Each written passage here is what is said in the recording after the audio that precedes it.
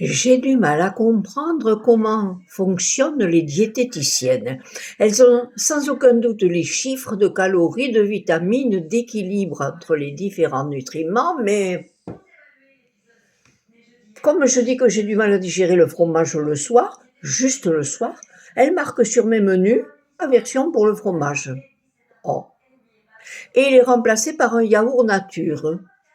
Du coup, je me retrouve parfois avec 2 yaourts, ou bien un yaourt et une crème dessert. Le plus original,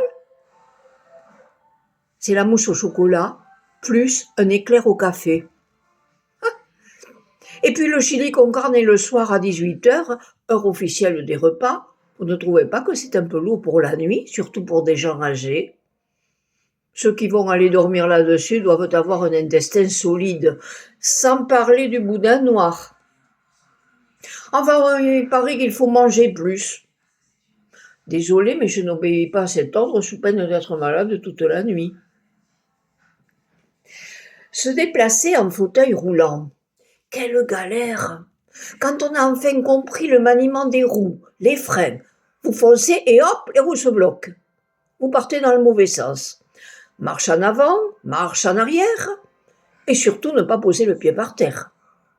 Se lever sur un pied, l'autre, s'installer sur les toilettes, passer du fauteuil au lit, essayer d'ouvrir ou de fermer la fenêtre très lourde et qui s'ouvre sur 10 centimètres, tenter d'atteindre un vêtement qui se trouve par un malheureux hasard sur l'étagère du haut, et encore pire, attraper une veste qui se trouve sur un cintre.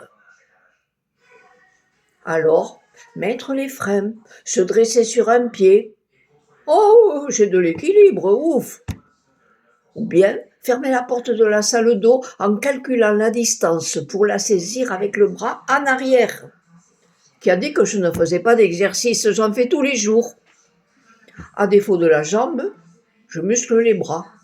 Je roule, je m'accroche au pied du lit, je pousse la porte avec mon pied droit. Désolé, l'autre était inutilisable. Et j'accompagne les roues. Quand je me couche, j'ai l'impression d'avoir gravi le Mont Ventoux, pour rester en Occitanie.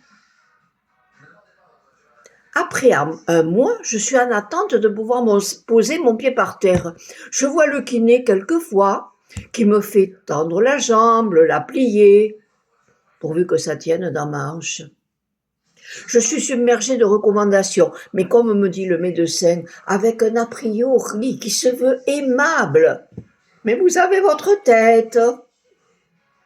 J'ai souvent très mal encore, mais je ne veux plus de Doliprane. Je préfère évaluer l'intensité de la douleur.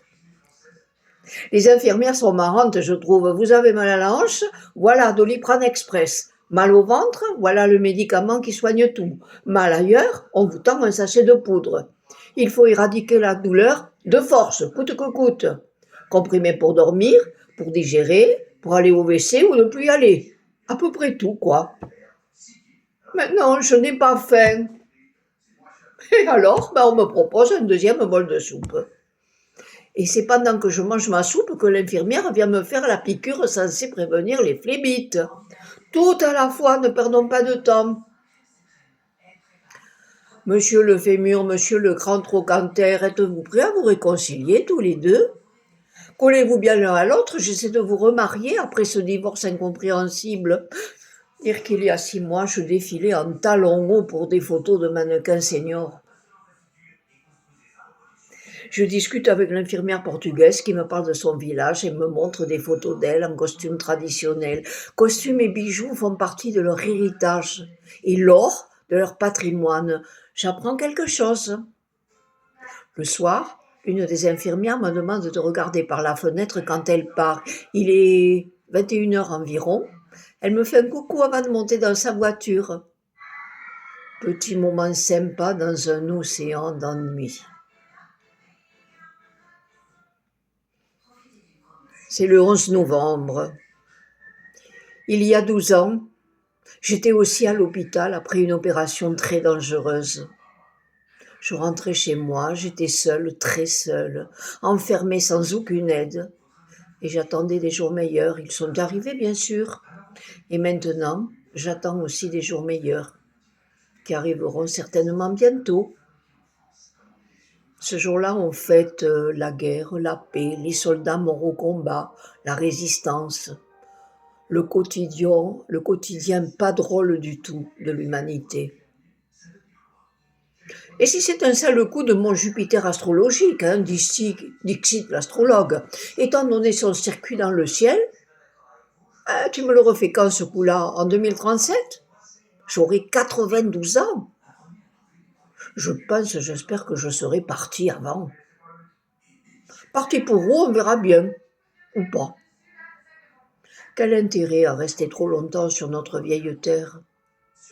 Peut-être retournerons-nous sur la Lune, ou bien nous atterrirons sur Mars.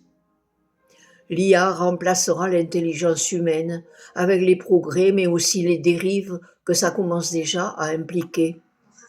Puis, peut-être qu'avec toutes les bêtises humaines, le climat ne sera plus tenable pour l'humanité. Ou bien des guerres nucléaires auront ravagé la planète. Existera-t-elle encore ? Il y a plusieurs années, j'avais eu une vision, ou un cauchemar. J'étais une très vieille femme, le dos courbé, le nez crochu comme les sorcières, et j'étais devant la mer. Mais une mer rouge, sous un ciel rouge. Une catastrophe nucléaire semblait avoir dévasté le monde. Et j'étais seule dans ce paysage d'apocalypse. Rêve ou vision ? Visite. On frappe discrètement à ma porte. Une dame se présente. Elle a un ruban autour du cou, un grand sourire et l'air d'une religieuse ou d'une dame patronnesse. Bingo !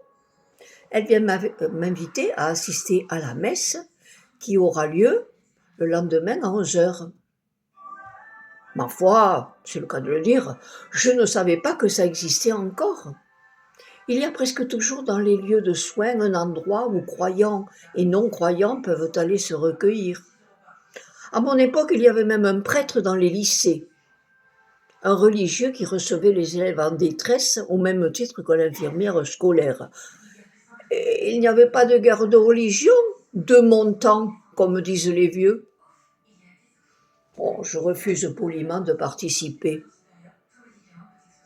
Quelques semaines après, une autre dame, munie d'un collier et d'un badge, toque à ma porte.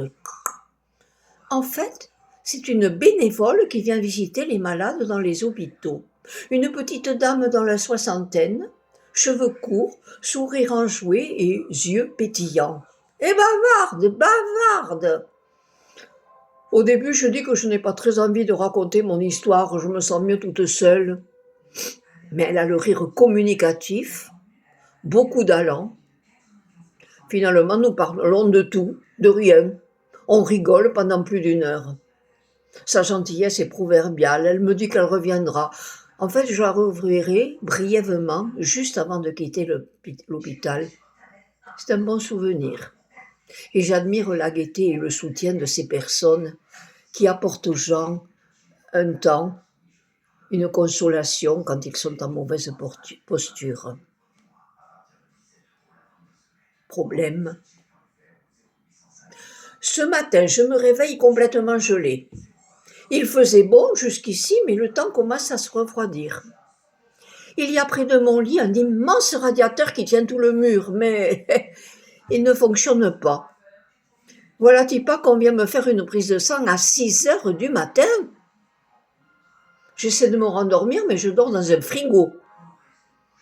À 8h, la petite infirmière et son copain à roulette arrivent et me donnent une couverture supplémentaire. Empaquetée dans 5 couvertures, je dois avoir l'air d'une momie. Quelqu'un ouvre la porte de la salle d'eau et met le radiateur à fond. Il y a un petit peu de progrès. Petit déjeuner. Fait-on mon lit ? Ben non, il restera en l'état. Quoi, vous n'êtes pas encore lavé, me dit-on sur un ton accusateur.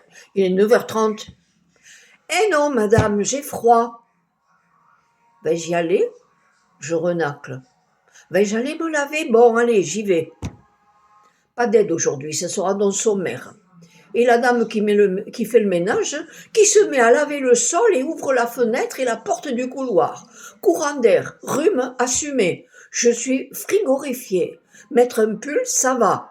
Mais essayer de mettre culotte et pantalon quand on est en équilibre sur un pied et quand en plus on est complètement gelé. Le radiateur de la salle de bain lui aussi a rendu l'âme. J'ai beau dire qu'il fait froid, personne ne s'affole pour si peu. L'infirmière me dit qu'elle va signaler. La journée passe, la nuit suivante, idem, je tremble malgré mes 5 couvertures. Je ne suis pas la seule. Hein. Alors je décide de prendre le taureau par les cornes. Pour la première fois, je me risque dans le très long couloir. Dans une pièce, tout le personnel est en train de boire un café. Je demande, avec autorité, la personne responsable du service. La blonde infirmière me dit « c'est moi ». Donc sans colère, mais fermement, je lui demande de faire le nécessaire pour que le chauffage fonctionne. Je dois dire que contrairement à celle qui était censée signaler, elle est très efficace. Le chauffagiste est là 1 heure après. Il trafique tous les boutons, me dit qu'elle va aller voir le point central du chauffage et ça ne chauffe pas. Un petit espoir, l'un des tuyaux est tiède. Au bout de 3 jours, j'ai juste un peu chaud. Figurez-vous qu'en plus, je reçois un message de mon opérateur téléphonique. J'ai dépassé mon forfait, on va me couper la ligne. Je maîtrise assez mal mon portable car je m'en sers rarement, alors j'ai une peur bleue, ne sachant comment faire pour ranimer ma ligne. Tout se fait sur Internet.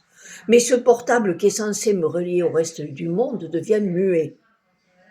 Par un coup de chance extraordinaire, je réussis à joindre mon opérateur qui m'explique « On va me mettre en illimité, je vais y payer plus, mais comme le forfait est dépassé, j'aurai une amende en quelque sorte. » Enfin, je n'y comprends rien. Et ce soir, pas de son. J'ai le sentiment d'être totalement abandonnée, hors du temps. Mais quand je vérifie super angoissée, vers 4 heures du matin, ouf, la ligne est rétablie.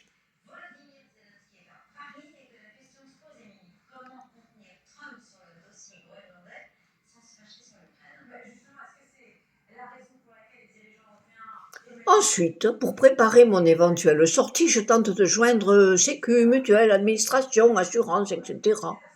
Ah oui, une association d'aide à domicile et de portage de repas aussi. En général, lorsqu'on sort d'une hospitalisation, le service social vous fait les papiers nécessaires, vous indique les interlocuteurs à joindre. Oui, l'assistante sociale est venue me voir, mais d'abord elle me passe un dossier à constituer. Il lui faut mes papiers d'identité, déclaration d'impôt, attestation retraite, etc. Mais madame, tous ces papiers ils sont chez moi, dans mes tiroirs, ou sur mon ordinateur. Ben non, il me les faut pour faire un dossier, dit-elle. J'entends bien, mais je fais comment? Même si je demande à quelqu'un d'aller chez moi, on ne les trouvera pas. Il faut les mots de passe, le site correspondant, et je ne les connais pas par cœur. Je peux vous faire une proposition, me dit l'assistante sociale en attendant. Un mois gratuit dans un EHPAD. Oh, plus tard, quand elle a été partie, j'en ai pleuré de rage. On est dépourvu d'arguments, hein. Il faut voir avec votre mutuelle, me dit-elle. Point, elle expédie. En gros, débrouillez-vous. Puis, proposition nouvelle, on va voir avec votre fille, donnez-moi son téléphone. Non, mais que vient faire ma fille dans cette histoire? C'est de moi qu'il s'agit, je ne suis pas sénile.